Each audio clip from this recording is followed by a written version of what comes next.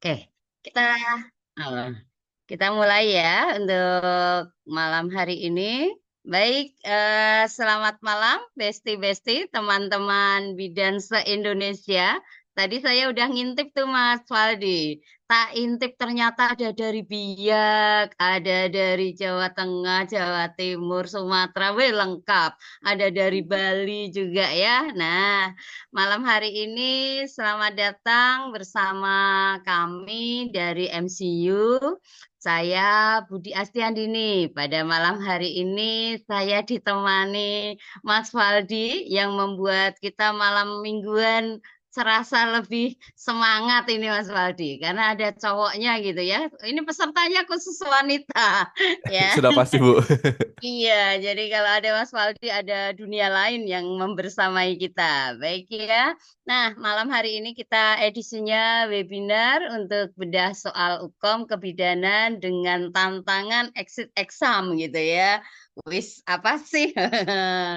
Baik, supaya kita lebih kenal, lebih sayang, dan lebih siap untuk mengikuti uji kompetensi kebidanan. Nah, hari ini saya mendapatkan tugas dari MCU membersamai bunda-bunda, besti-besti cantik semuanya ya. Saya sehari-hari ada di kampus Poltekkes Semarang.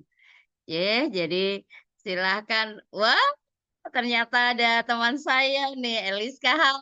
Eliska, iya, terima kasih ya. Nah, ini teman saya, Mas. Ini edisi lama kita ya, jadi bidan tahun 91. Ya, wah ketahuan dong. Baik, tapi kita senang Mas hari ini benar-benar satu hal yang menarik kita ketemu bersama. Mari Bunda, besti-besti cantik, kita tidak usah ragu-ragu hari ini tidak sesuatu yang mengerikan, tetapi sesuatu yang menyenangkan. Baik, kita akan mulai. Nah, katanya tak kenal maka tak sayang. Jadi ketika kita belum memasuki uji kompetensi, mungkin yang kemarin sempat D3 berarti sudah pernah. Tapi kalau yang teman-teman dari S1, dari sarjana, kemudian lanjut ke profesi, maka menjadi benda asing gitu ya. Apa sih UKOM? Uji kom, bukan baskom ini ya. Ini uji kompetensi nasional ya. Nah, kenapa sih kita harus diuji secara nasional? Bukankah setiap kampus kita, di mana tempat kita bersekolah atau mendapatkan ilmu, itu sudah terstandar? Nggak bisa. Bidan Indonesia standarnya harus nasional. Satu kata untuk bidan, dahsyat ya. Kita pengen dahsyat sehingga kita harus punya standar yang sama. Standar kita standar nasional. Nggak boleh standarnya kesukuan. Wah, ini ada di Pulau Kalimantan saja, the bestnya di sana. Enggak. Bidan Indonesia standarnya satu. Yang kedua, untuk uji kompetensi bidan ini masih saat ini formasinya atau caranya atau metodenya masih menggunakan CBT. Komputer based test, artinya kita hanya kerjakan lewat komputer. Kenapa enggak pakai kertas? Nah, dulu sudah pernah, Mas. Jadi pada zaman beberapa periode yang lalu uji kompetensi menggunakan kertas ya. Jadi paper based test gitu ya. Namun, hidup itu kan harus maju. Selalu mengikuti perubahan. Ketika kita sudah globalisasi, semuanya pakai digitalisasi, semuanya pakai aplikasi, ya bidan juga kita menggunakan metode CBT. Kenapa seperti itu? Supaya transparan. Kalau jawabannya ngekliknya betul, kuncinya sesuai, maka nilai kita keluarnya sama. Akurat nilainya, nggak bisa atas nama, oh ini persaudaraan, wah ini sesuku, oh ini sekebudayaan, oh ini senenek moyang, wah semuanya nenek moyang kita pelaut gitu ya. Nah, ternyata memang CBT ini dipilih oleh Bidan Indonesia sebagai satu metode. supaya dimanapun kita berada, siapapun kita, kalau kita mengikuti ujian kompetensi, nilainya sama, akurasinya sama. Kemudian, apakah boleh sih setiap orang melakukan? Tidak bisa. Hukum itu ada yang menyelenggarakan. Penyelenggaranya tentu saja mereka yang sudah ditunjuk untuk melakukan uji kompetensi. Ada dasarnya? Adalah ya. Peraturan Menteri Pendidikan Kebudayaan tahun 20. Sekarang sudah tahun 24, Bu. Kita tunggu deh, menterinya kan sudah ganti. Tapi sementara periode ini masih pakai ya. Kemudian ini dikatakan exit exam, itu artinya jenengan lulus dan mempunyai STR, surat tanda registrasi bidan, baru bisa wisuda. Kalau zaman dulu enggak, wisuda dulu baru uji kompetensi gitu Mas. Kalau sekarang enggak, kita harus lulus di UKOM dulu. Jadi mau kuliahnya nilai IPK-nya 4,7, ada enggak ya? Nilai kita tertinggi 4 gitu ya, mau 4,000. Nah, kalau ternyata nilainya itu nilai bin ajaib, belum ujian udah keluar nilai lah, ini yang enggak terstandar. Jadi kita ingin bidan Indonesia terstandar. Nilai 4 nilainya sama gitu ya. Nah, sekarang kita mau lebih dalam lagi tentang hukum kebidanan. Di komponennya, soal kita adalah berbasis kasus.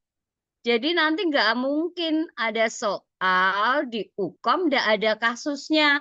Tiba-tiba sebutkan warna baju Mas Faldi, wis nggak keluar nggak kayak gitu. Kasusnya apa? Saya ditanyakan apa? Nah, ketika kita berbicara soalnya berbasis kasus, maka bidan harus punya satu kemampuan yang memiliki dasar pengetahuan knowledge.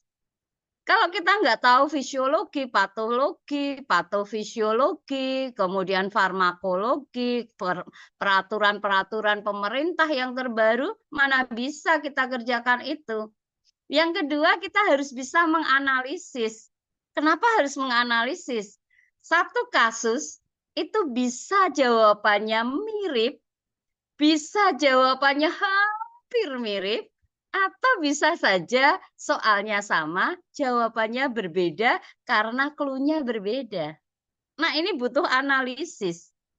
Jadi bidan tidak hanya ngintu kancing ya, kalau bajunya ada kancingnya tuh Mas Faldi ada, kalau saya nggak ada kancingnya mau dihitung A, B, C, oh nggak bisa. Kemudian kasus-kasus yang ditemui ini sebagian besar adalah yang sudah kita temukan di aplikasi dari praktek kebidanan. Jadi segala sesuatu yang kita kasuskan semuanya ada di dunia praktek, nggak di dunia maya gitu ya.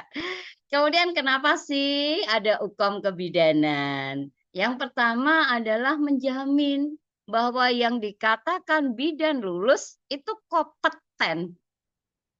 Kompeten adalah kondisi di mana seseorang dikatakan memiliki standar yang berkualitas, mampu melaksanakan standar tersebut, dan bisa dipercaya akuntabel. Nah, ketika yang kita lihat tujuan yang kedua, ini adalah salah satu kunci untuk meningkatkan kualitas pelayanan bidan di Indonesia. Apakah bidan hanya ada di Indonesia? Tidak. Bidan itu ada juga di luar negeri. Kalau bidan Indonesia kualitasnya nggak setara dengan yang di luar negeri, ketika kita sampai di sana, apa bedanya bidan dengan TKW yang non formal gitu ya? Nah, ini yang akan kita naikkan derajat kita. Tidak mungkin sesuatu itu terjadi tanpa usaha. Sehingga hukum yang dikatakan standarnya nasional, harus ada kompetensi, harus punya pengetahuan, akan melakukannya dilaksanakan bersama-sama gitu ya. Ada yang harus kita siapkan. Persiapannya gimana nih gitu ya. Nah, kita perlu membaca buku. Nah, di Indonesia itu literasinya itu sangat kurang. Kita itu dibanding dengan negara Vietnam saja kurang. Coba nanti bunda-bunda, besti-besti cantik. Dalam setahun, adakah satu buku yang selesai dibaca dari depan sampai belakang? Atau berapa buku? Sementara kalau kita lihat di Jepang, orang di kereta api itu nggak lihat HP untuk membeli, untuk belajar yang lainnya, tapi dia membaca buku. Tapi orang Indonesia, gitu ya. Nah, buku kebidanan nanti akan difasilitasi Mas Faldi. Di MCU tuh bukunya banyak, banyak sekali. Kita dosen-dosen seluruh Indonesia sudah bersatu padu, kita sudah memberikan pengetahuan, ilmu, praktek kita dituangkan dalam buku. MCU punya banyak. Kemudian modul UKOM dari institusi, tentu saja tiap institusi kita sudah memiliki bank soal, sudah memiliki modul, karena itu strategi supaya mahasiswa yang kuliah itu pasti lulus. Apakah cukup hanya membaca buku dan melihat modul? Ternyata enggak. Ketika kita melihat untuk membaca, orang males. Lihat modul, kadang baru lihat modul saja, Mas, udah mual, Mas. Udah capek deh, lihat aja, udah nggak pengen gitu ya. Nah, ada yang menarik. Yang menarik adalah platform latihan soal secara online. Nah, di mana tempatnya? Nanti di MCU. Ya, Mas Faldi akan menjelaskan lebih detail apa saja yang ada di MCU begitu. Oke, begitu pengantar dari saya, Mas Faldi. Ini Mas Faldi dulu atau saya materi dulu? Oke, siap. Berarti habis ini langsung masuk ke ininya ya, Bu ya, untuk Ya, ke intinya ya, soal. soalnya. Mm-mm. Oke, kalau begitu izin Bu Budi ya, itu buat Mas Faldi kakak-kakak. dulu. Iya, Valdi izin Bu Budi. Terima kasih banyak. Bu Budi tadi udah menyampaikan ya. Jadi nanti bunda-bunda dan juga kakak-kakak akan diberikan beberapa soal untuk kita melatih. Kira-kira sudah sampai sejauh mana kita mampu untuk menjawab soal. Oke? Jadi tetap semangat. Yang berkenan untuk menyalakan video atau kameranya silahkan dinyalakan. Tapi kalau misalkan yang lagi ada kesibukan yang sambil malam mingguan ya nggak apa-apa. Ya sambil malam mingguan juga nggak salah kok. Nah, kan malam minggu hari ini juga saya mendampingi dan juga menemani kakak-kakak. Nggak kemana-mana nih. Ini udah terlihat nih ya Bu Budi yang sambil praktek, yang sambil nyantai di rumah, yang sambil di jalan juga ada hati-hati yang di jalan. Nah, yang di hati kapan kita jalan bareng? Gak sih bercanda. Oke, Bu Budi, kita langsung masuk aja ke intinya. Kita mengerjakan soalnya. Ini untuk melatih kakak-kakak dan juga bunda-bunda agar nanti mudah menjawab soal-soal uji kompetensi. Silakan Bu Budi.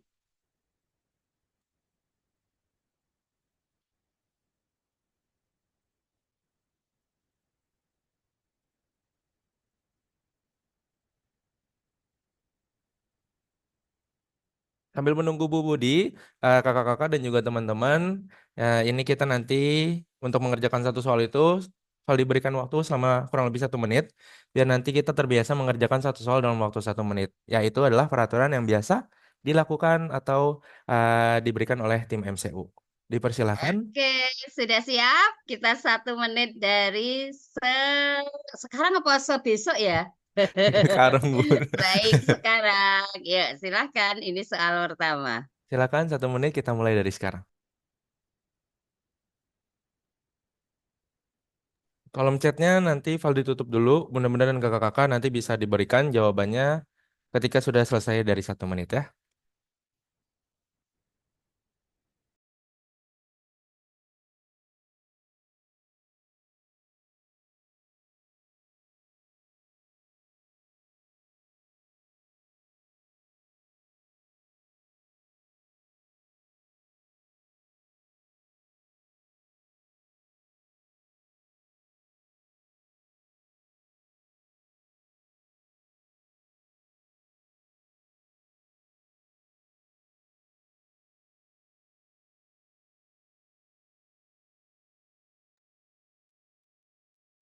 Lima, empat, tiga, dua, satu. Yang udah ketemu boleh dipersilahkan ditaruh jawabannya yang A, B, C, D atau yang E di kolom chat ya. Oke, dibuka sama Kalita dengan opsi jawaban yang C, ada juga yang memilih opsi jawaban yang A. Siapapun di antara kakak-kakak dan juga bunda-bunda yang memilih opsi jawabannya masing-masing ya. Silahkan yang mau memberikan pembahasannya, argumen ataupun statement boleh. Mas, saya menjawab yang A karena apa? Yang jawab C karena apa? Boleh. Di raise Oke. hand. Nah, Hmm. karena Pokoknya kita berikan pilihan ya Mas ya. Pilih A, benar B, Bu. C, D, E. Boleh, Ah. silahkan. Jangan sampai pilih F ya, Valdi nggak usah ya. Pakai V Bu. Iya dong. Kalau B kan bersamaku. Baik, silahkan, silahkan. Kalau mau nulis di kolom chat boleh ya Mas ya. Alasannya apa gitu. Boleh banget. Nah, ayo buat bunda-bunda dan juga kakak-kakak, mana nih? Oh, ada nih dari Kalita, kata kunci head tiap bulan di awal minggu dan gangguan kembung di awal bulan. Oke. Yang mau resen menyampaikan nggak mau nih?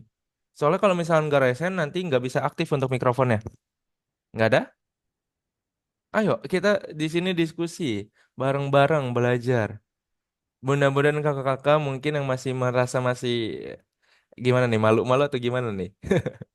Gak apa-apa, Mas. Pokoknya kesan pertama ya begitu ya. Nanti santai saja. Baik, Bunda-Bunda, teman-teman, besti-besti cantik, silahkan. Misalnya pengen menyampaikan sesuatu, boleh. Terkait dengan soal yang pertama ini, mungkin juga ada masukan, ada pengen yang lainnya. Kita tunggu, karena kita punya 4 soal di belakangnya ya. Baik, monggo. Saya Sepertinya lihat nggak ada sih nih ya, Bun. Mas. Lu ada yang milih Mas, betul Mbak Umi tuh, milih Mas Waldi tuh. Aduh. Oke, Ya, laku ini deh. ini nggak ada nih Bu Budi yang mau resen. Kalau begitu mungkin Vali berikan saja terlebih dahulu kepada Ibu kira-kira Baik, ini yang ada nih Bu di kolom oke, chat tadi yang memiliki opsi jawaban yang C yang memberikan pembahasan. Kira-kira tanggapannya kayak gimana? oke. Silahkan Bu Budi. Baik. Oke ya, baik teman-teman Besti cantik. Jadi ketika kita ketemu dengan soal yang ada di Ukom, yang pertama nggak usah grogi. Karena kita ujian hampir 3 jam ya.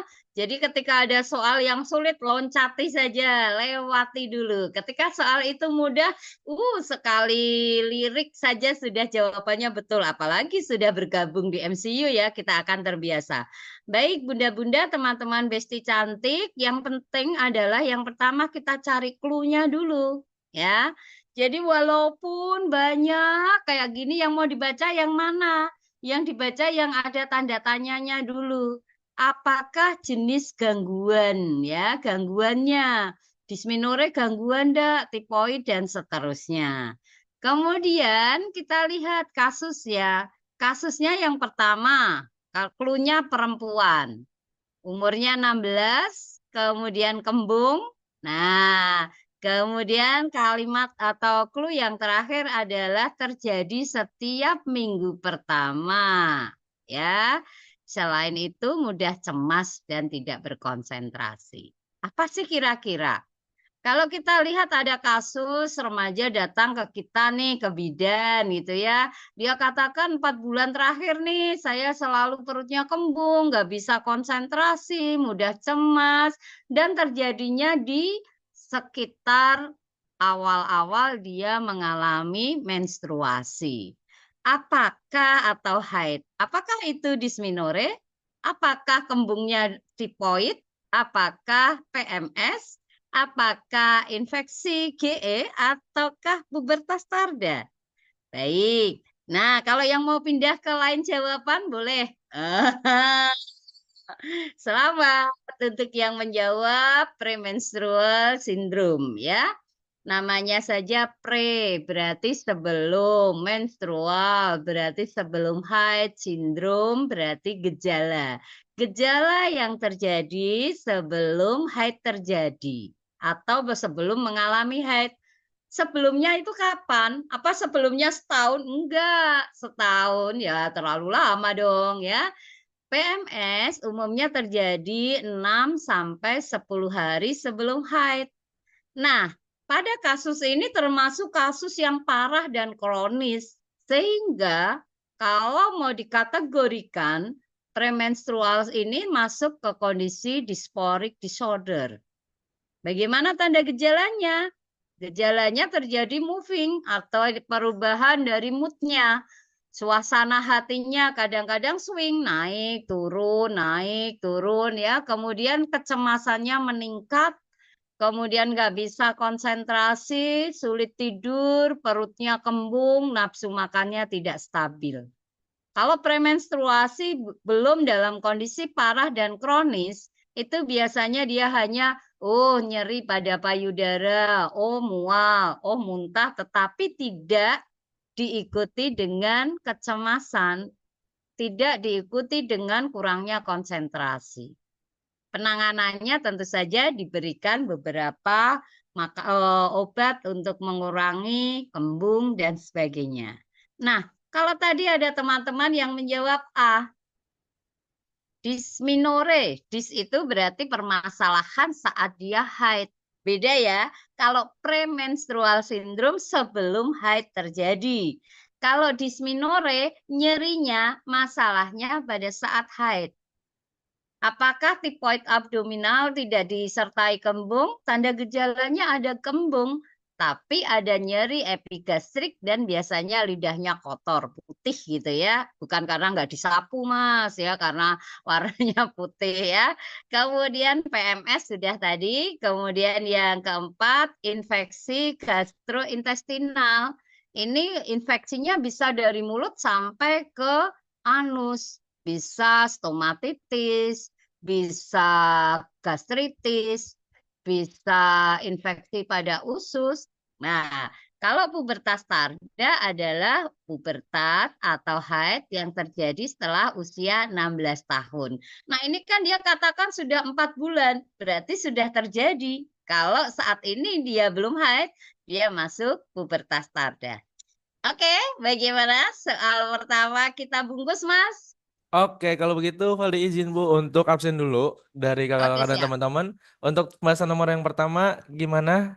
Sudah cukup dipahami atau belum untuk mudah-mudahan dari kakak-kakak? Kalau misalkan sudah jelas juga kita bisa lanjut. Oke, terima kasih Kak Lusrindu Sudani. Siapa lagi nih? Paham? Dua orang? Sisanya berarti? Oke, lanjut ya. Oke, sip. Kalau begitu saya izin tutup kolom chatnya lagi. Kalau begitu kita analisis untuk nomor soal yang berikutnya. Silakan Bu Budi.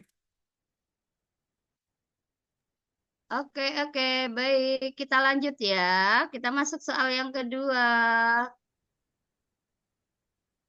Baik, soal nomor yang kedua. Silakan kita bisa mulai 1 menit dari sekarang. Untuk nomor yang pertama tadi masih banyak variasi jawaban yang dipilih, tapi fokusnya dengan jawaban yang A sama C ya. Sekarang kita lihat untuk nomor yang kedua.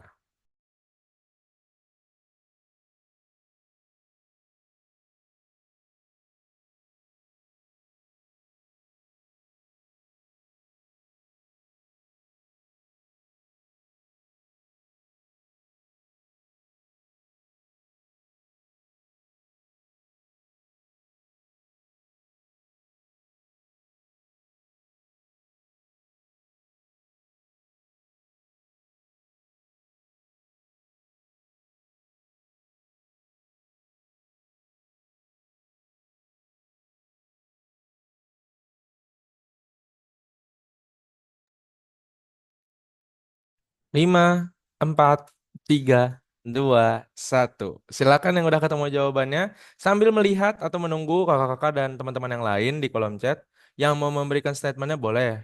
Akan ada fitur raise hand di Zoom ya. Jadi silakan di raise hand nanti Valdi aktifkan untuk mikrofonnya. Nanti kakak-kakak atau teman-teman tuh bisa nyampein. Alasannya kenapa nih? Karena banyak yang memilih jawaban opsi yang E. Nah, untuk USG itu nanti kenapa gitu. Yang C nanti pembedahan kenapa gitu. Boleh? Silakan. Karena kalau di Iya. kolom chat kan ngetik-ngetik dulu tuh. Nah, mending lebih baik Mm-mm. langsung disampaikan. Nah, nanti sebutin namanya siapa, asal kampusnya dari mana. Ayo Iya, silakan. betul. Belum tentu juga ya, Mas ya. Kalau jawabannya ikut temennya pasti betul gitu ya, Mas ya. Ah, bener banget Ah, Bu Budi. iya. Kan belum keluar kuncinya. Mau jawab Heeh, apa saja boleh, nanti baru kita bahas gitu ya. betul. Oke. Ada nih Bu yang rese nih, Bu Hmm, Elis. Selamat malam, silakan. Bunda Elis. Ini dari kampus mana Eh, ini? silakan Welis. Bisa dinyalakan mikrofonnya, silakan. Ya. Ya, selamat malam, Ibu, Oke, Mas selamat Faldi, malam. dan semua teman-teman.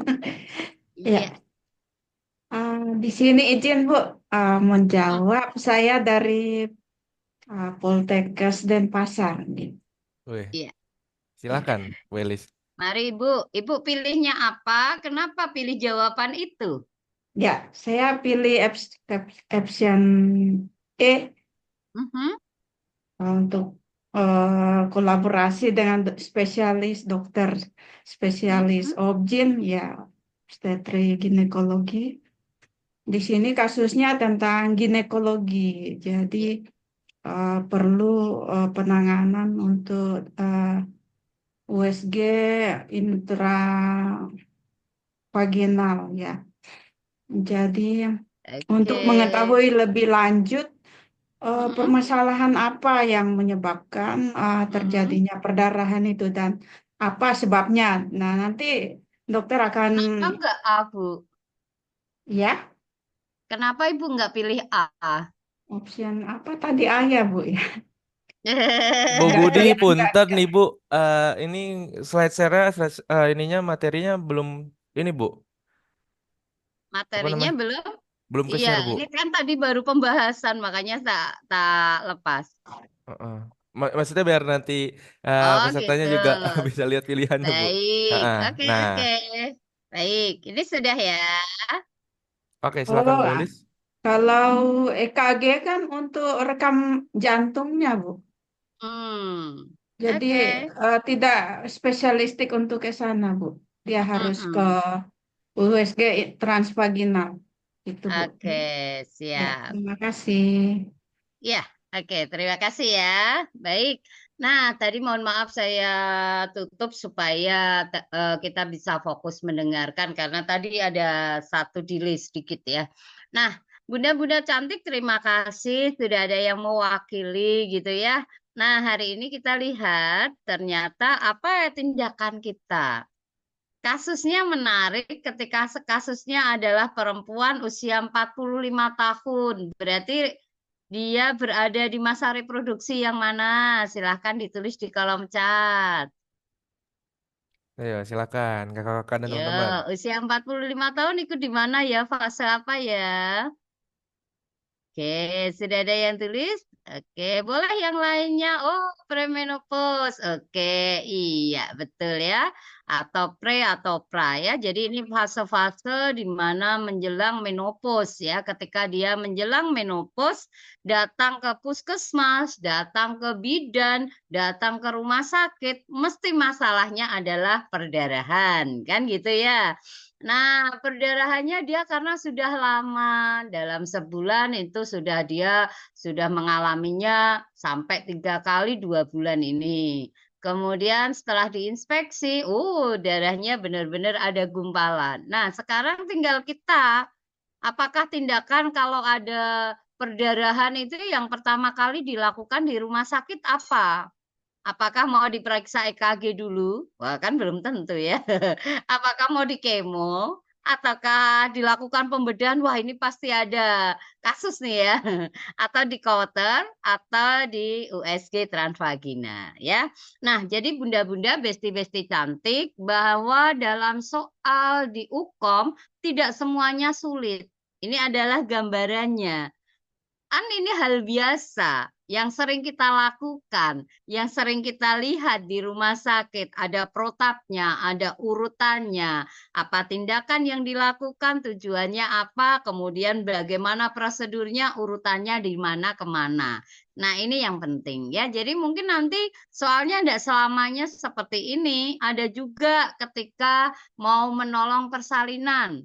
Alatnya apa? Mau melakukan pap smear, alatnya apa? Urutannya penggunaan. Nah, ya, jadi jangan takut. Ukom itu hanya seperti ini saja, ya. Tetapi kita akan menjadi cemas kalau belum pernah ketemu, belum pernah belajar. Sehingga dengan kita belajar seperti ini, oh ada gambaran. Wah, itu pernah dibahas waktu kita bimbel gitu ya. Sehingga ketika sekali lirik, wis pasti bisa. Ya, kita akan lihat. Nah, kalau kita masuk ke pembahasan, kita lihat di sini bahwa jawabannya betul, USG transvaginal. USG transvaginal ini merupakan metode yang invasif minimal. Artinya tindakannya tidak lebih banyak menambah luka, tidak menambah rasa sakit, tetapi hasilnya akurat dan dia bisa mendeteksi secara klinis. Ya. Kemudian ini biasanya digunakan untuk mendiagnosis yang kondisi-kondisi patologi. Karena kasusnya kasus di Kespro. Kalau kasusnya di kehamilan nanti juga akan berbeda. Nah, USG ini dilakukan pada wanita perimenopause atau premenopause yang dia mengalami AUB atau perdarahan uterus yang abnormal, ya. Kemudian, kenapa sih pada wanita yang premenopause itu seringkali terjadi perdarahan? Beberapa kasus bisa terjadi adenokarsinoma. Kalau dia adenokarsinoma, maka CA tindakannya nanti masuknya ke radiasi. Leukemia, nanti kita lihat di pembedahan. Oh, ternyata memang ada beberapa kondisi yang berupa perdarahan yang masif, tentu saja akan dilihat. Oke, jadi pada malam hari ini kasus ini betul pada kasus premenopause, perimenopause, di mana perdarahannya tidak normal. Ketika perdarahan tidak normal, maka tindakan yang paling minimal invasifnya adalah dengan USG. Tergantung kasusnya ya Bun. Kalau kasusnya ada di puskesmas, maka tindakannya adalah kita akan rujuk. Tapi kalau ini kasusnya sudah di rumah sakit, kita nggak bisa rujuk lagi. Maka kita kolaborasi dengan dokter. Nah, kalau kita pilih EKG, ini fungsinya untuk melihat sinyal yang ada di otot jantung. Apakah kondisi jantungnya itu bermasalah? Ini berhubungan dengan tindakan sebelum akan dilakukan operasi. Kemo, kalau tadi benar-benar sudah CA, maka tindakannya ya hanya kemo. Pembedahan, kalau perdarahannya ternyata ada tumor di dalam uterus, ada permasalahan di tubanya, di ovarium, nah itu dilakukan pembedahan. Holter biasanya untuk kasus-kasus yang memang bisa dihancurkan sel-sel yang abnormal. Oke, keren Mas. Soal kedua sudah ada yang membahas. Kita masuk soal yang ketiga. Siap. Kalau Apakah begitu, sudah siap? silahkan Bu Budi. Gimana Iya. teman-teman dan kakak-kakak? Sudah siap ya? Ayo, kasih jempol. Baik, kita Oke, akan mulai ya. Baik, ini soal yang ketiga. Semoga lebih baik lagi. siap. Kalau begitu, terima kasih kepada Bu Budi untuk penjelasan nomor soal yang kedua tadi. Silahkan untuk kakak-kakak dan teman-teman difokuskan. Ini nomor soal yang ketiga, kita mulai dari sekarang.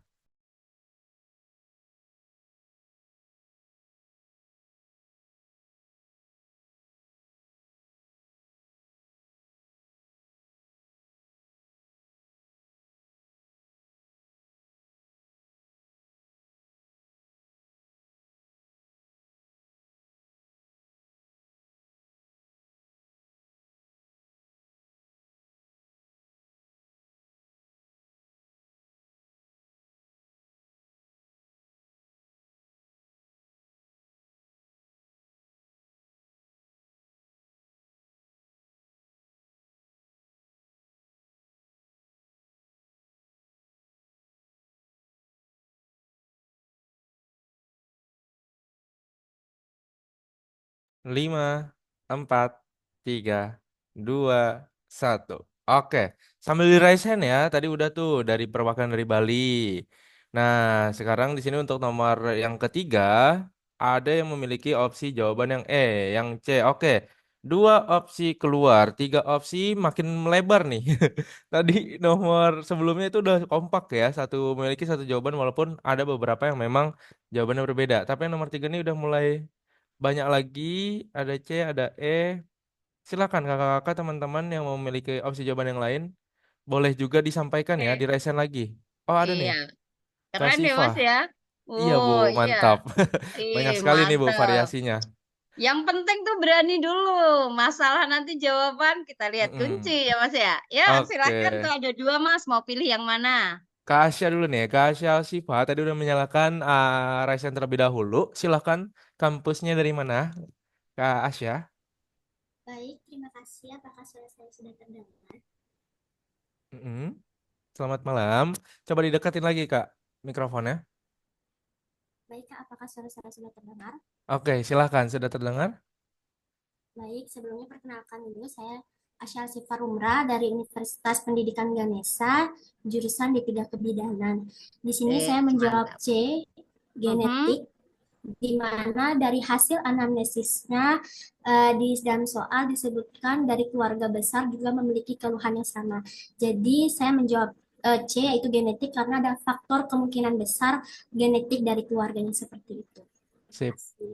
Mantap. Ini Ganesanya Ganesha dari Ganesha Bali atau Kediri nih? Oh, langsung dimatiin mikrofonnya. Oke. Soalnya saya tahunya ada dua, Bu, di kampus yang di Bali itu sama yang di apa namanya? Yang di Kediri. Oh, dari Bali. Oke. Waduh, dua-duanya tadi dari Bali nih. Mana nih keluar dari Pulau Bali? Yang lain belum ada yang memberikan jawaban. Tapi nggak apa-apa kalau begitu, ya itulah perwakilan dari jawaban yang dipilih ya, Bu Bodi dari peserta Oke, webinar pada malam hari ini. Kalau begitu, iya. Valdi berikan terlebih dahulu kepada Bu Bodi. Gimana Ibu kira-kira tanggapannya? Silakan Bu Bodi. Oke, baik ya. Jadi, apakah permasalahan dari premenstrual syndrome ini penyebabnya yang mana? Ya, memang premenstrual syndrome tuh penyebabnya semuanya ada. Fisik bisa, psikologi bisa, genetik bisa, aktivitas berlebihan bisa, hormonal bisa. Namun, kembali tadi di awal saya sudah sampaikan, setiap soal itu kasus by kasus. Jadi kalau kasusnya seperti ini, maka kita lihat kata kuncinya. Walaupun premenstrual syndrome bisa juga disebabkan oleh fisik. Tetapi betul tadi, kata kuncinya adalah keluarga besarnya memiliki keluhan yang sama. Nah, artinya secara genetik dia itu turun-temurun seperti itu. Baik, kita melihat ya.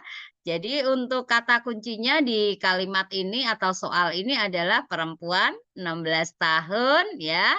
Kemudian dia premenstrualnya, keluarga besarnya memiliki hal yang sama gitu ya. Baik, kita lihat di pembahasannya. Nah, ini premenstrual syndrome. Ya, kadang premenstrual syndrome itu disingkatnya PMS, hampir mirip dengan penyakit menular seksual ya. Yang penting kita tahu konteksnya. Nah, sebenarnya penyebabnya bisa dari hormonal. Jadi ketika hormon kita estrogen atau progesteronnya turun atau terlalu rendah levelnya, maka itu menyebabkan premenstrual syndrome. Karena memang tubuh kita harus beradaptasi. Yang kedua adalah secara genetik. Genetik itu ya keturunan. Gennya sudah diturunkan dari ibu, dari keluarga yang lain. Nah, biasanya ini juga akan terjadi lebih banyak lagi atau sangat beragam atau sangat mirip ketika dia berada dalam kondisi gemeli atau kembar ya, monosigotik. Yang lainnya adalah depresi ya. Kalau psikologi itu kondisinya depresi, sulit tidur, tertekan dan mudah tersinggung. Kalau fisik berarti dia karena kelelahan, stres fisik itu menyebabkan dia kurang istirahat dan sebagainya ya. Nah, sekarang kita lihat. Tadi sudah saya jelaskan ya kalau fisik ini kelelahan, biasanya ada pembekakan dari payudara ya. Kalau psikologi karena depresi, kemudian aktivitas fisik karena aerobik yang berlebihan ya. Ini harus dikurangi, kemudian hormonal. Oke. Baik, kita sudah masuk 3 soal, Mas. Masih ada 2 soal. Mau lanjut atau mau besok lagi atau tahun depan ya? Oke, kita minta tanggapannya langsung aja ya kali ya Bu Budi ya dari kakak-kakak sama Lanjut, teman-teman. Lanjut, Mau besok atau lanjut? lanjut, lanjut, Lah kalau besok lanjut, jadi Minggu ya, Bun. lanjut, lanjut, Bu. lanjut malam minggu, Bu. Lanjut, Bu. Lanjut malam minggu, nggak keluar kah? Yuk, Oke silakan, deh. Mas. Kalau begitu silahkan untuk kakak-kakak dan juga teman-teman difokuskan kembali. Kita lanjut untuk nomor soal yang keempat. Kita mulai 1 menit dari sekarang.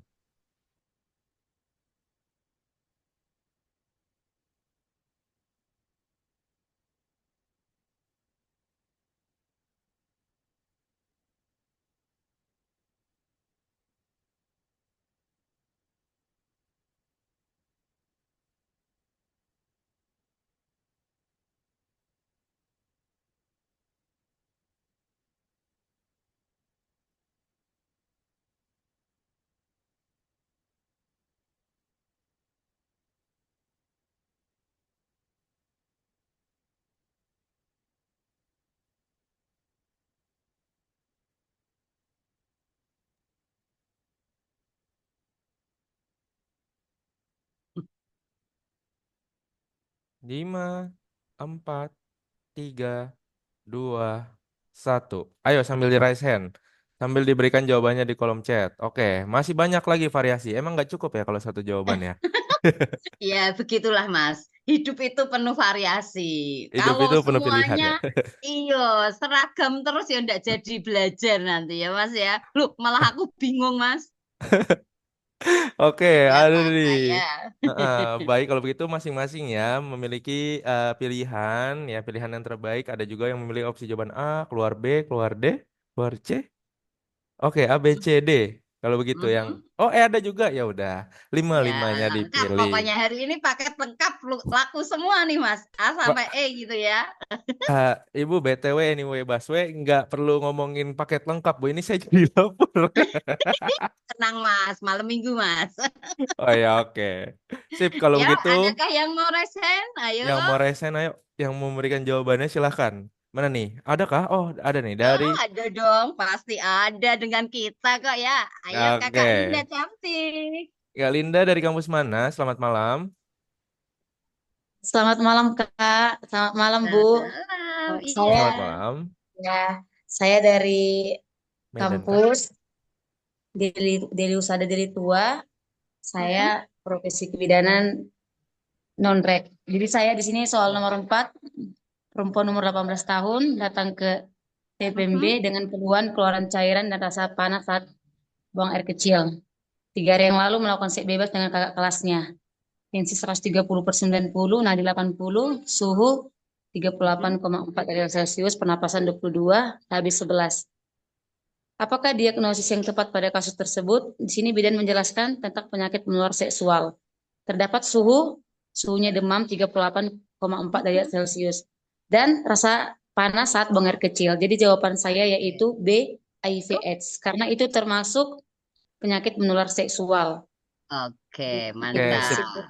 Terima Satu kasih. lagi boleh atau enggak, Mas tuh? Ada Boleh, satu boleh. lagi resen? Iya, boleh Ayo, Bu Kak Budi. Asya. Kalau begitu saya izin turunkan tangannya ya. Terima kasih tadi Kak Linda. Ini ada dari Kak Asya lagi. Kak Asya, selamat Waduh, malam. Terakhir ya Kak Asya ya, sebentar ya Bunda Vivi. santai. Nah, Baik, selamat malam sebelumnya. iya, selamat Saya malam. ingin menjawab lagi.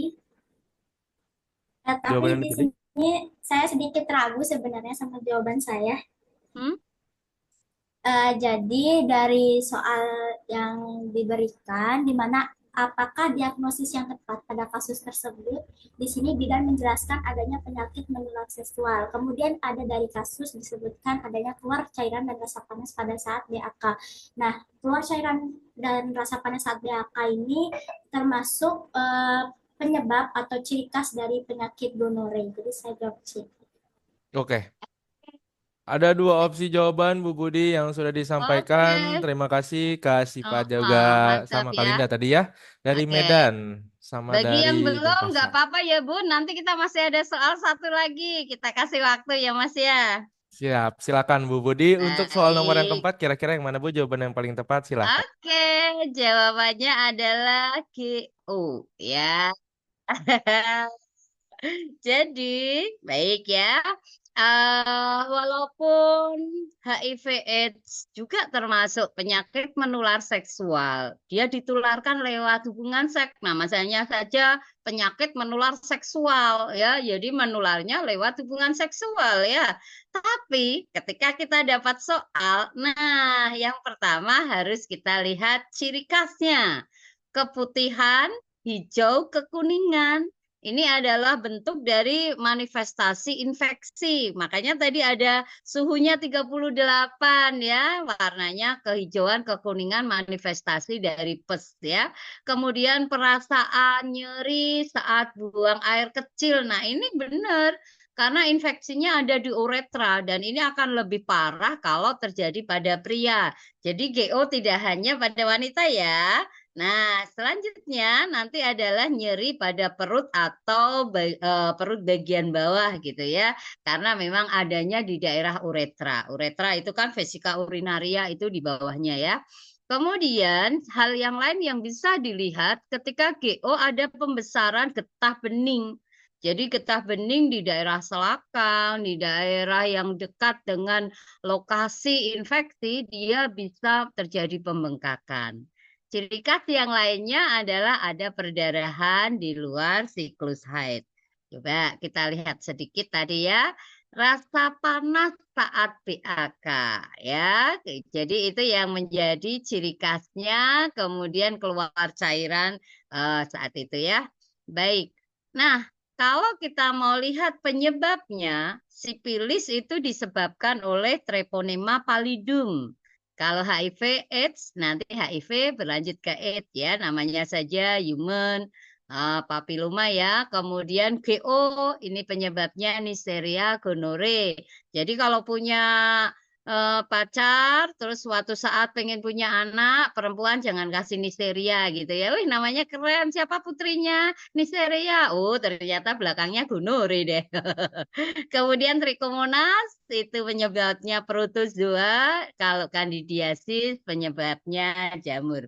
Baik, ini soal keempat. Selanjutnya saya kembalikan Mas Faldi dulu ya. Baik, terima kasih untuk Bu Budi yang sudah membantu menjelaskan untuk soal yang keempat ya. Nggak perlu khawatir ya teman-teman. Tadi untuk yang memilih opsi jawaban yang berbeda atau sama ya, karena kan kita sifatnya belajar bareng.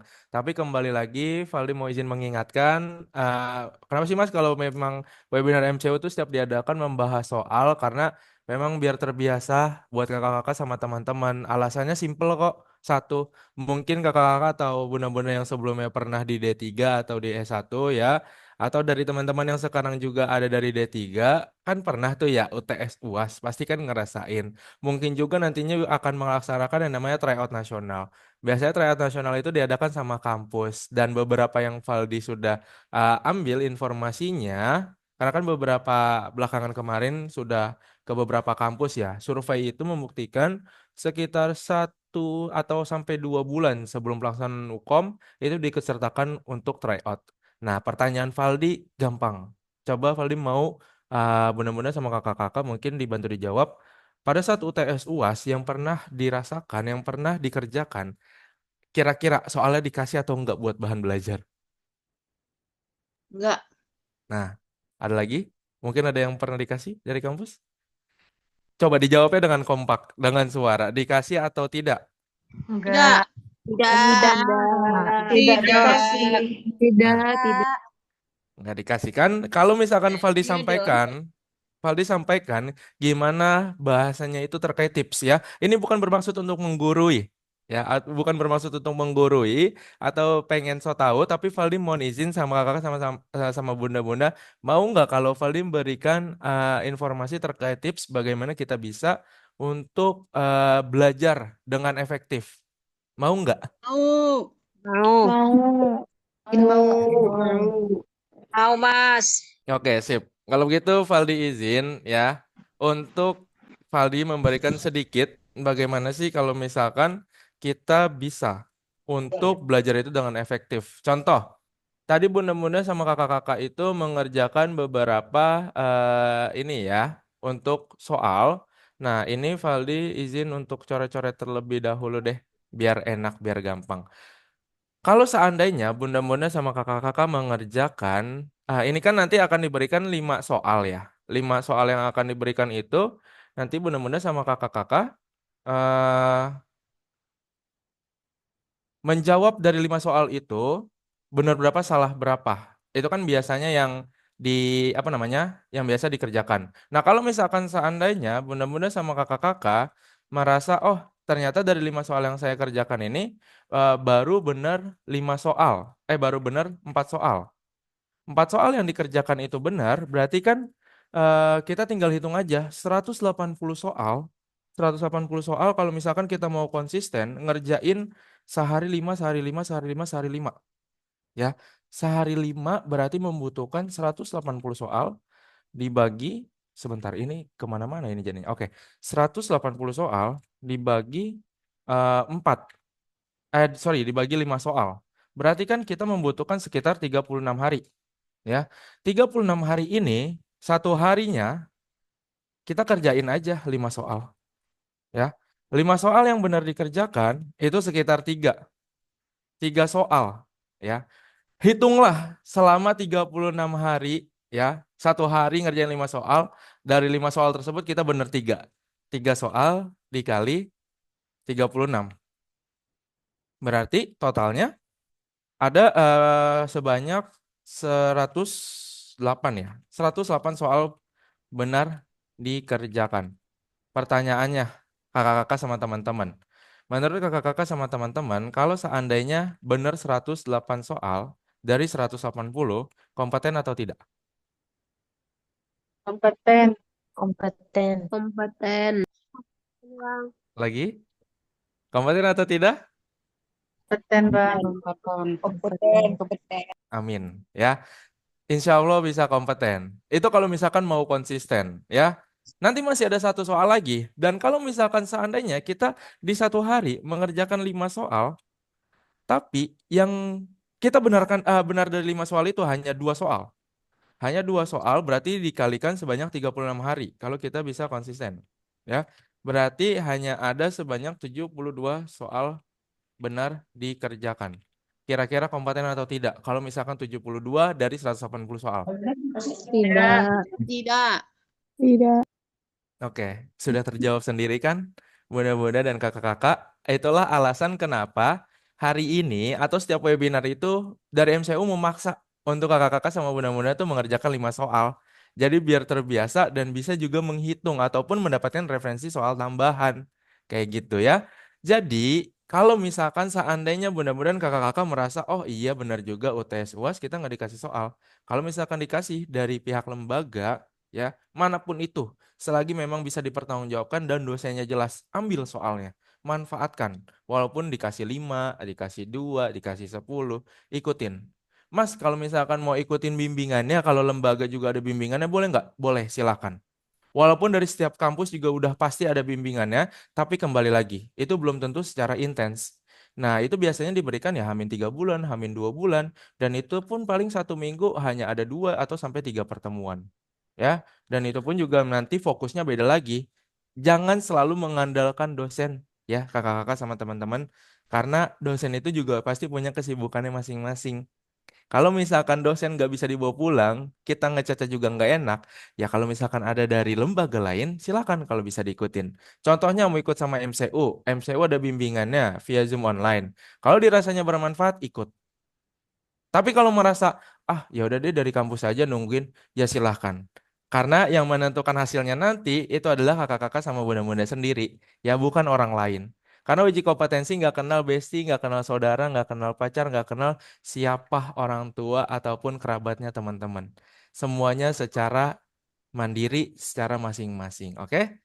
Jadi seperti itu kakak-kakak sama bunda-bunda, sudah cukup dipahami atau belum? Paling mau dengar suaranya? Sudah, Pak. Oke. Masih semangat atau tidak? Semangat. Masih. Semangat. Semangat.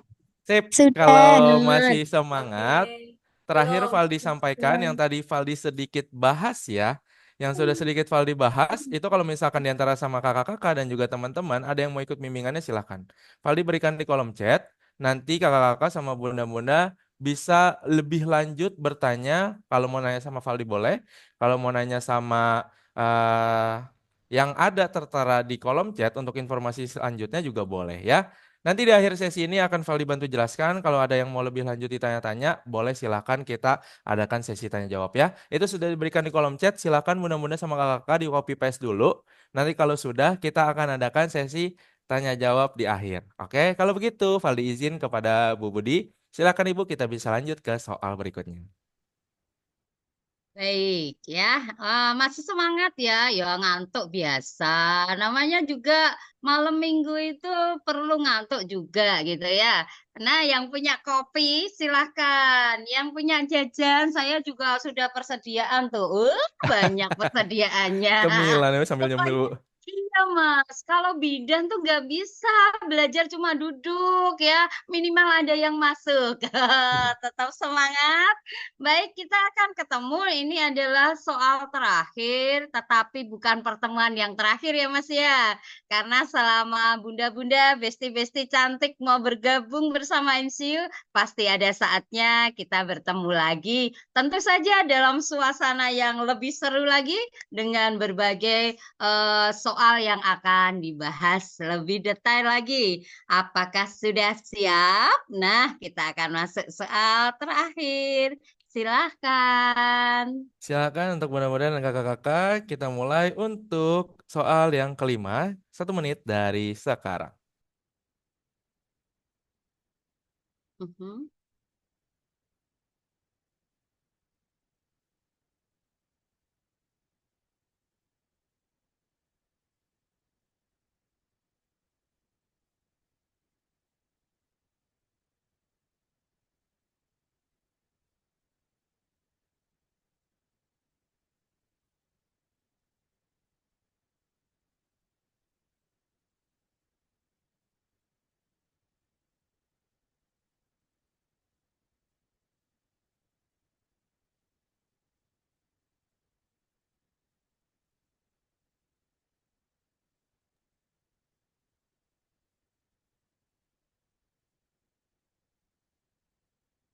Lima, 4, 3, 2, 1. Oke, 1 menit udah berjalan. Nanti Vali pengen tahu ya dari 5 soal benar berapa salah berapa. Kalau udah dikasih pembahasannya sama Bu Budi. Sambil menunggu teman-teman yang lain. Oh ternyata ada yang resen. Gantian nih. Ada dari kampus Wis, yang berbeda. mantep Selamat Mas. malam. Ayo, Nah, gaskan Bun dari Bia. Ayo. dari kampus mana Kak? Izin Bu, Ya, saya oke. mahasiswa mahasiswa Poltekkes Kemenkes Jayapura, Prodi Biak. Wis, Oke, mantap. Di sini Bu, saya mau menjawab A, Ibu, sipilis Bu. Alasannya apa? Kenapa harus sipilis? Nah, sipilis itu izin Bu, dia keluar keputihan, terus kan ada Ya. lukanya, pasti di situ akan tampak bau juga. Oke, Kan mantap. dari keputihan. Oke. Itu menurut saya Bu. Makasih Iya. Bu. Wah, lah ini Oke. ada Mbak Tias. Halo Mbak Tias. Wah, ini perlu kita kasih waktu ini Mas. Ini bosnya ini Mas. Oke Bu Budi, kalau begitu tadi sudah ya perwakilan dari Poltekkes Kemenkes Jayapura. Dan yang terakhir ini ada dari Bunda Tias. Kalau begitu Valdi izin berikan kepada Bunda Tias terlebih dahulu. Sebelum nanti kita menuju ke pembahasan. Silakan terakhir Bunda Tias. Ayo Selamat Yas. malam Bu Budi. Kebetulan Halo beliau ini saya. dosen saya, Masya Allah. Senang banget bisa ketemu sama Bu Budi. Wow. Sehat nggak Bu? Ayo ya, tunjukkan pesonamu ya, harus betul ini. Tapi kalau salah jangan dimarahin loh Bu. Ini mantan, Siap, ada enggak Mas ya, Faldi. mahasiswanya ini Waduh. lama. Menurut saya Yuk. kan didiasis Bu, karena keputihannya seperti Mhm. busa. Mhm. Nggih. Dan beliau juga WPS atau punya riwayat sebagai WPS itu wanita pekerja seksual bukan, nggih? Ya, pilih dulu dong ya Mas Faldi ya, Iya, nggak boleh nanya, kan tinggal pilih. Ya pilih dulu, Bu Natia. Pilih Oh, dulu baru nanti tak bahas yo. menurut saya kandidiasis Bu, karena ada apa tampak seperti keputihannya tampak seperti busa. Oke. Oke, siap.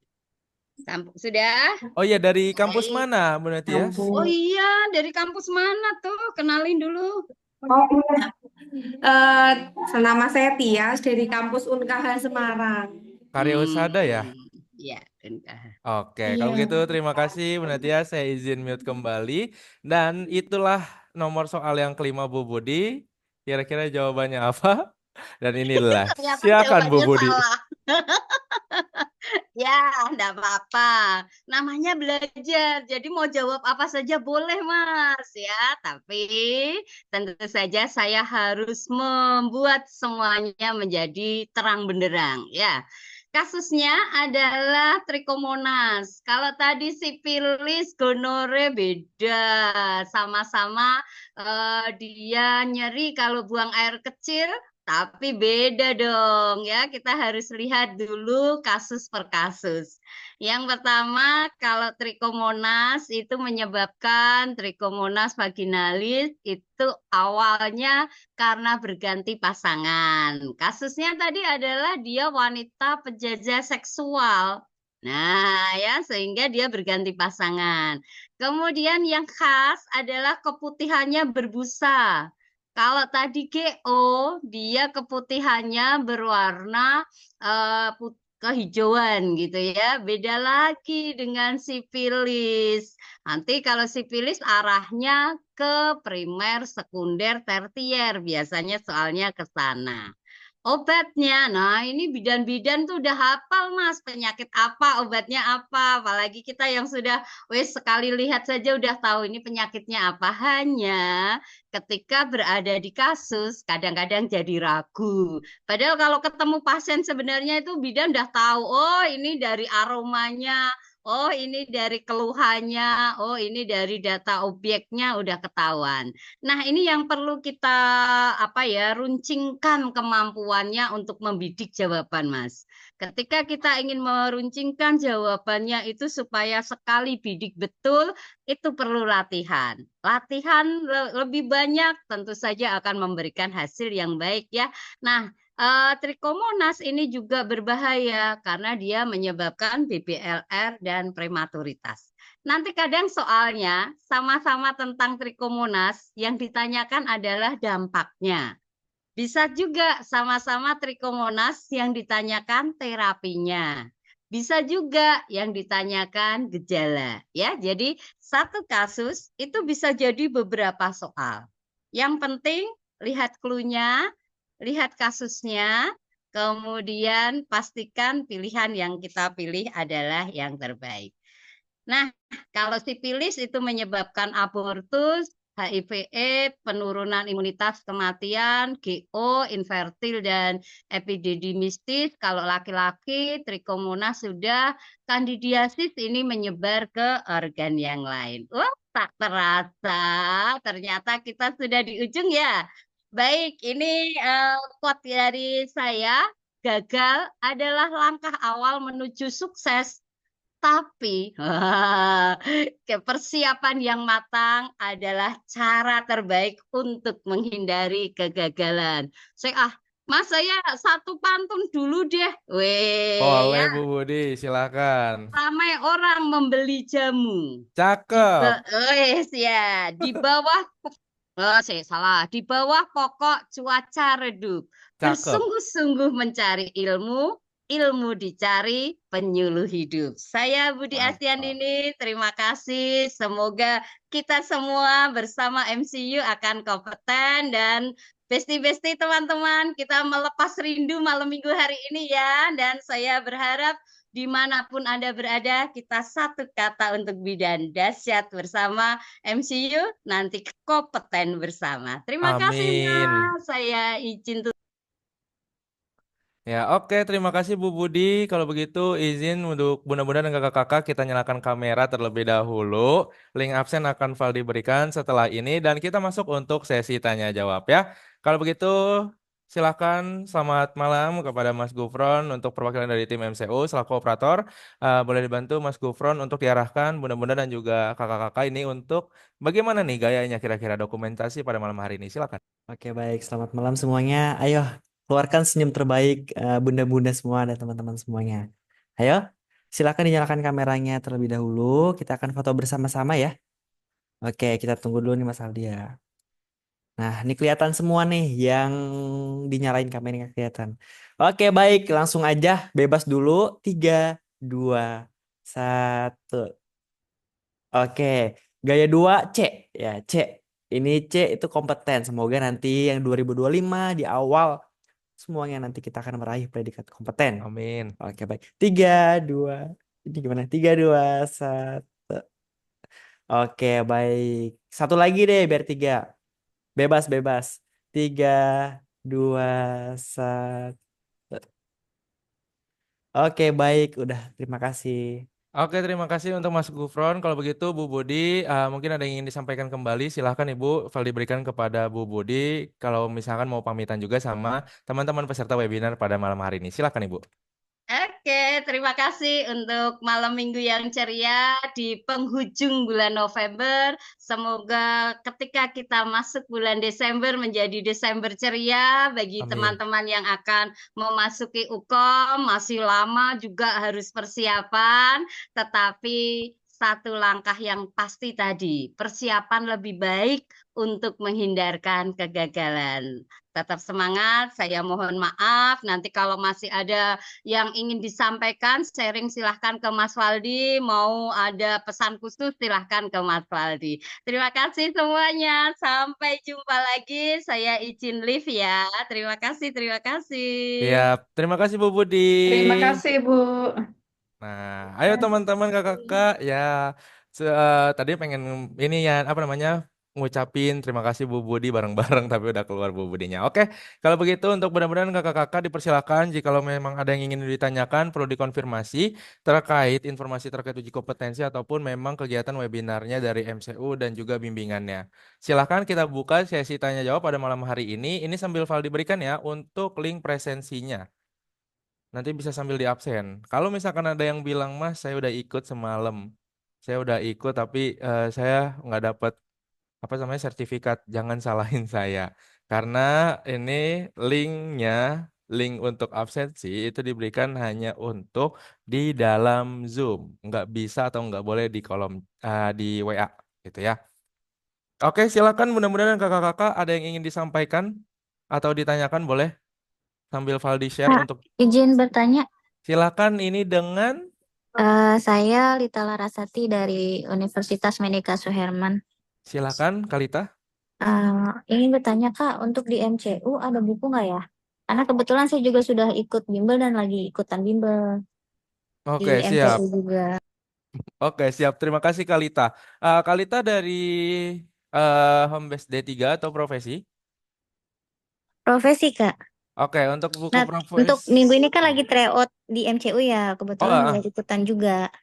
Benar-benar. Oke, sip. Kalau begitu saya bantu jawab ya. Untuk bukunya itu di MCU ada kita itu bukunya yang sebentar.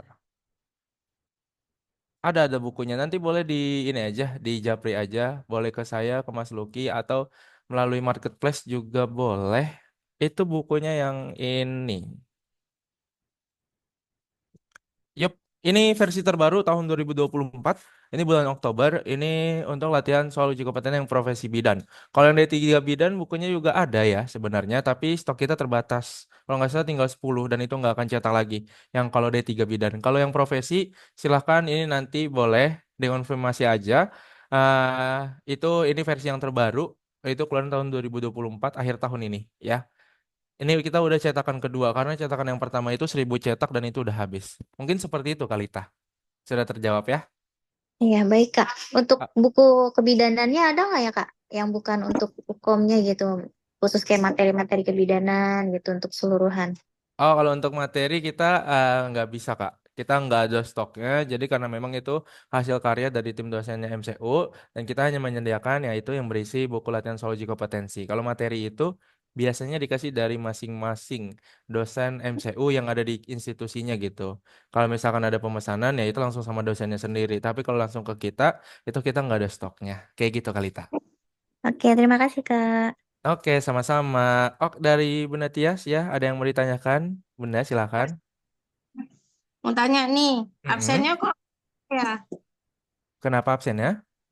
nggak bisa nggak bisa di ini linknya nggak bisa masuk. Nggak bisa masuk. Ini Valdi udah klik, Valdi coba klik untuk linknya ini bisa, Bun. Sebentar. Nah, ini Bisa. bisa diklik linknya. Nggak bisa. Coba di ini aja dulu. Apa namanya? Dibukanya di browser yang lain. Karena ini Valdi klik ini bisa dibuka, bisa di absen. Seperti itu, Bunda Tias paling. Diambil dulu linknya juga boleh, nggak apa-apa. Salin dulu. Nanti coba dibukanya di Google Chrome atau di Safari atau memang di Mozilla atau misalkan di Edge terserah. Karena biasanya dari browsernya, Bunda. Oke, Valdi izin ya. Valdi lanjut ke Kak Olfa. Selamat malam. Mungkin ada yang mau ditanyakan nih konfirmasi, silakan. Iya, malam Kak. Kita mau Mm-mm. bertanya terkait link apa absen. Absen. Mm-mm. Untuk nama kampus itu ditulis nama kampus pada saat kita kuliah atau nama kampus tempat kita bekerja.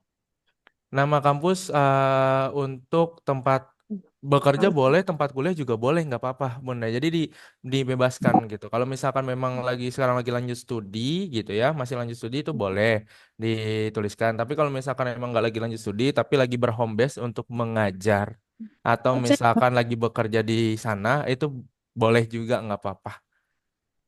Ya, untuk sekarang saya statusnya bekerja sambil Mm-mm. kuliah. Oke, berarti yang Mas. kuliahnya itu kampusnya dari mana? Oke, terima Ah, kasih Kak. Sama-sama. Kalau begitu, Valdi lanjut. Untuk Valdi jelaskan kembali ya. Valdi sekedar mengingatkan bahwasannya, ya alasannya kenapa MCU mengadakan bimbingan, kita adalah lembaga bimbingan pertama di Indonesia. Jadi per tahun 2021 itu memang sudah diadakan dan ini adalah kategori kelasnya yang bisa diikuti oleh bunda-bunda dan kakak-kakak. Kalau misalkan masih ada yang bertanya, itu maksudnya gimana Mas gitu. Nah, ini Valdi izin untuk ini kali ya, untuk memberikan informasinya izin lebih lanjut. izin bertanya untuk besok yang Mm-mm. MCP itu masih bisa nggak transfer malam ini? Soalnya kemarin tuh saya lupa. Yang mana Bunda Tias? Yang besok untuk ini loh, untuk tryout UKOM itu loh. Yang tryout Ukom? Remote ACD, remote ACD. Ya, yang tryout Ukom. Yang besok ada ya, MCU kan mengadakan kan besok. Oh Paling iya, lambat tanggal 24 berarti ya. iya Bu. TLCBT Mas. Oh Iya, iya, yang masih bisa TLCBT Bu. masih bisa. Iya. Oh iya. Oh Masih pindah Bunda baik-baik. Tias. Oke. Oke. Terima kasih. Iya, Oke. sama-sama. Jadi untuk kakak-kakak sama bunda-bunda yang sedang mengikuti kegiatan di MCU, nah itu nanti bisa lebih lanjut ya. Itu ada Mas Gufron juga selaku penanggung jawab tryout, nanti bisa dikonfirmasi aja. Karena pelaksanaannya itu sudah akan kita mulai juga. Dan kalau misalkan yang belum berkesempatan ikut di bulan November, itu nanti bisa ikut di bulan Desember ya. Di bulan Desember itu nanti kita mulainya di tanggal 2, sekarang masih tanggal 23. Jadi silahkan yang mau ikut itu masih ada kesempatan untuk 1 minggu ke depan. Dan untuk melakukan pembayaran dan juga konfirmasi, nanti boleh dikonfirmasi ke nomor yang ada di dalam link tersebut. Di mana ini ada 2 kategori kelas, yang satu itu ada sebanyak 9 kali pertemuan, dan yang satu juga sama, 9 kali pertemuan. Nah, yang menjadi pembedanya apa? Ini tryoutnya. Tryoutnya itu yang satu hanya 30 soal, yang satu 180. Kalau misalkan bunda-bunda atau kakak-kakak pernah ikut tryout, atau misalkan nanti yang akan diadakan dari kampus ya, biasanya ikut tryout nasional, itu kemarin Valdi nemu di Bengkulu, sekitar bulan Februari 2024, itu ada yang pernah ikut bayar 325. Terus ada lagi pas Valdi lanjut di Makassar, ada yang pernah sampai 275. Itu kalau misalkan biaya estimasi kalau ikut tryout nasional. Biasanya itu diadakan di awal tahun atau yang menjelang mengikuti uji kompetensi nanti. Dan itu benar-benar sama kakak-kakak perlu ketahui ya, bahwasannya tryout nasional itu biasanya hanya keluar sama seperti UKOM. Jadi setelah selesai dikerjakan itu ada hasilnya kompeten atau tidak kompeten. Yang pasti untuk soalnya itu nggak akan diberikan untuk bahan belajar. Nah kan udah tahu tadi ya. Pernah ngerasain UTS UAS juga kayak gimana? Selesai ya kita cuma tahu aja hasilnya. Kita nggak tahu soalnya buat bahan belajar. Nah silakan ambil kesempatan ini. Kalaupun memang dirasanya ini bermanfaat, toh cuma 9 kali pertemuan. Udah gitu dapat soal tryout CBT 180. Nah, nanti tinggal dijumlah aja. Setiap satu kali pertemuan itu mendapatkan sebanyak 6 soal. Ya, 6 soal dikali 9 pertemuan, berarti kan ada sekitar 54 soal yang sudah dipegang. 54 soal nanti ditambah 180 soal tryout. Berarti masih ada sebanyak 234 soal yang nantinya bisa dikumpulkan sama bunda-bunda dan kakak-kakak sebagai bahan belajar. Biayanya berapa? Biayanya 129.000. Kalau misalnya Mas, saya mau ikutnya minggu depan, Mas saya mau ikutnya bulan depan gitu. Nah itu nanti tentunya dengan biaya yang berbeda lagi. Kalau memang pengen tahu seperti apa gambarannya untuk bimbingan tersebut, kakak-kakak sama bunda-bunda silahkan bisa ikuti kelas sesuai dengan masing-masing kebutuhan ya. Jadi kita akan bertemu setiap hari Senin sampai hari Rabu di setiap minggunya, setiap jam 19.15 waktu Indonesia bagian Barat. Nah, nanti itu kita ketemunya per tanggal 2 Desember. Ya, sampai tanggal 18 Desember. Sampai pertengahan bulan. Jadi ini masih ada kesempatan. Kalau dikirimkan kembali untuk linknya di kolom chat. Dan nanti untuk pembayarannya itu di sini ada Bank BRI dan juga Bank BCA, serta di sini nanti akan ada untuk penanggung jawabnya masing-masing, boleh dikonfirmasi aja ya. Bagaimana sekiranya mudah-mudahan kakak-kakak, apakah ada yang masih ingin dikonfirmasi atau ditanya? Boleh silahkan. Kalau misalkan masih mau ditanya, boleh. Ini sudah aktif mikrofonnya. Jadi siapapun bisa dinyalakan.